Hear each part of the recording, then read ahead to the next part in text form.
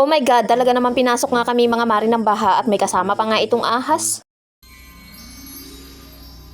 Magandang araw, another day, another mini vlogs. A day in my life as a content creator dito sa Katanawan, Quezon. Grabe mga mare, napakaulan nga ngayong araw kaya naman ay wala nga akong ibang inaasahang magiging ganap sa amin ngayong araw. Kaya naman ay medyo tanghali na nga ako mga maring bumangon at nakalis na nga si Mister ng mga oras na ito. Kung hindi nga ako nagkakamali mga mare ay parang nasa alas 9 na nga nung mga oras na ito. Kaya naman pagkabangon ko nga mga mare, inayos ko na rin nga muna itong aming higaan para naman ipaglabas ko ay okay na nga dito sa aming kwarto. Usually talaga mga mare ay 6 or 7 kami bumabangon ni Mister pero dahil maulan nga ay ayan na talaga naman tinanghali na nga ako. Pero maaga pa rin nga mga maring lumabas si Mister dahil nung tumigil nga ang ulan ay sabi niya ay magpapagupit nga daw siya. Ang alam kasi mga mare ni Mister ay Saturday na ngayon kasi nakaplano nga kaming sumimba sa Sunday. Kaya naman kahit maulan nga mga mare ay talaga naman pinilit nga ni Mister na makapagpagupit siya. At ngayon nga lang namin mga mare na realize na Friday lang pala ngayon. At din naman mga mare tuwing umaga ay umiinom nga ako nitong mainit na tubig na may kasamang cloves. At sa mga gusto rin nga mga mare ng ganitong cloves ay nasa yellow basket ko ngayon. Napakasarap nga mga mare i-alternate nun sa kape dahil napakarami din nga ng mga benefits na makukuha. Pero dapat nga mga mare ay control din tayo sa paggamit ng cloves dahil sabi nga lahat ng sobra ay masama. At din nga mga mare ay nagwalis nga lang ako ng konti dahil napakaraming ang buhok at balahibo na nagkalat sa sahig. Kapag nandito nga ako mga mare sa bahay at hindi nga kami makapunta doon sa aming taniman ay ganito na nga lang ang nagiging routine ko. Nagkakaroon nga ako mga mare ng oras para maglinis dito sa bahay at the same time ay nagkakaroon din nga ako ng oras para sa sarili ko. At dahil ilang araw na din nga mga mare na hindi ako nakakapag-exercise ay ito at binigyan ko na rin nga ng oras. Hindi na nga rin ako mga mare nagpalit dyan ng pang-exercise dahil ito at dumbbell lang naman ang aking gagawin. Braso lang naman mga mare ang target ko for today's video kaya naman ayan at talaga naman 15 minutes nga lang ito. Para sa akin mga mare ay braso at tiyan nga ang napakahirap paliitin kaya naman ayan at talagang ito nga ang aking wino-workout. Kung mapapansin nyo nga mga mare, maliit na nga yung mukha ko tapos may collarbone na rin nga ako ay talaga namang yung aking tiyan ay bloated pa rin. Pero hindi ko rin naman masisisi mga mare itong aking tiyan dahil grabe nitong mga nakaraang araw nga ay puro kain din nga ang aking ginagawa. Kaya naman ay hindi na nga ako magugulat mga mare kung bakit nga ay parang bumabalik na naman nga ako sa dati. Pero hayaan na nga natin mga mare, ang mahalaga ay busog nga tayo. Pero joke lang yun mga mare, hindi nga natin babaliwalain yung ating mga pinaghirapan ng mga nakaraang buwan. Kaya naman ay magbabalik loob na nga ulit tayo mga mare sa pag-calorie deficit. Habang nag-voice over nga ako mga mare ay medyo maulan kaya naman ay maingay nga sa bubungan yung patak ng ulan. At habang hinihintay ko nga mga mare si Mister ng mga oras na ito ay niready ko na rin nga yung aming pang-almusal. Bali meron nga kami dito mga maring nabili na salted egg tapos ay lalahukan ko na nga lang ng kamatis. At grabe nga mga mare bumuhos na naman nga napakalakas na ulan. Sobra-sobra na naman nga mga mare ang ibinigay na ulan kaya naman ay talaga naman lunod na nga ang aming bagong tanim na egg. Kahit nga napakaulan nga mga mare ay talaga namang napasugod nga kami ni Mister do sa aming taniman dahil grabe baha na naman nga do sa gitna ng aming bagong tanim. Wala pa kasi mga maring kanal sa gilid yon kaya naman ay sa gitna talaga dumadaan yung mga agos na tubig. At pagka-uwi nga namin mga mare dito sa bahay ay ito naman ang sumalubong sa amin. Oh my God. Pinasok din nga mga mare ng baha dito sa may aming kusina dahil grabe napakalakas talaga ng ulan. At mababaw na rin naman mga mare ang kanal dito sa may kusina kaya naman ay pumasok na din talaga dito sa loob ang tubig. Kaya naman sabi ko nga mga mare kay Mister basa na din lang kami ng ulan ay magkanal na din nga kami dito sa gilid ng aming bahay. Malakas talaga ang agos ng tubig dito mga mare sa amin dahil lahat ng nanggagaling doon sa taas ay dito nga dumadaan. Kaya naman kung wala nga maayos na kanal mga mare ay dito nga sa loob ng bahay ang pasok. Bali si Mister nga lang pala nagkakanal ng mga oras na iyan mga mare dahil ako nga ay nagpe-prepare ng aking lulutuin. Hapon na kasi mga mare ng mga oras na iyan at hindi pa nga kami nanananghalian kaya naman ay kailangan ko na talaga makapagluto. Pero ang ending nga mga mare ako nga lang ang nakakain dahil yun nga palang nabili kong ulam ay hindi nga pala kumakain si Mister. Habang maulan nga mga mare kanina ay meron nga naglako ng tihim kaya naman ayan na talagang napabili nga ako. Kung hindi nyo nga alam iyon mga mare ay para nga siyang maliliit na kabibi na nakukuha sa ilog tabang. Ang matindi nga nito mga mare ay nakalimutan ko na hindi nga pala kumakain si Mister nito kaya naman ayan na talagang naparami nga ang aking nabili. Ang masarap na luto nga nito mga mare gigisa mo nga lang sa luya na parang ang tinola. Kaya naman ay niready ko na nga dyan mga mare ang sibuyas, bawang at luya para naman ay masimulan ko na nga ang pagluluto. At ito nga iyon mga mare yung tihim na sinasabi ko hindi ko nga alam kung anong tawag nga nito sa ibang lugar. Sa tubig tabang nga lang yan mga mare nakukuha dito sa amin. At din nga mga mare ay sinimula na nga ni Mister ang pagbabaldiyo at nagluluto pa rin nga. At ganito naman mga mare ang hitsura niya kapag luto na nagsibukahan na nga kaya naman ay mas lalo pang dumami. Bali hindi nga kumakain mga mare si Mister nito dahil sumasakit daw nga ang kanyang tiyan. At din naman mga mare ay talaga naman pagpasok nga nung baha ay may kasama pa rin ngang ahas. Mabuti na nga lang mga mare at talagang nakita nga namin agad dito kung hindi ay baka nga umabay pa nga sa amin doon sa tulugan. At okay na nga mga mare itong aking nilulutong ulam at pwede na nga kumain. At salamat din nga pala kay Mister kanina dahil binilhan nga niya ako nitong dragon fruit. O siya hanggang dito na lang mga mare, maraming salamat, stay safe, God bless, bye, bukas ulit.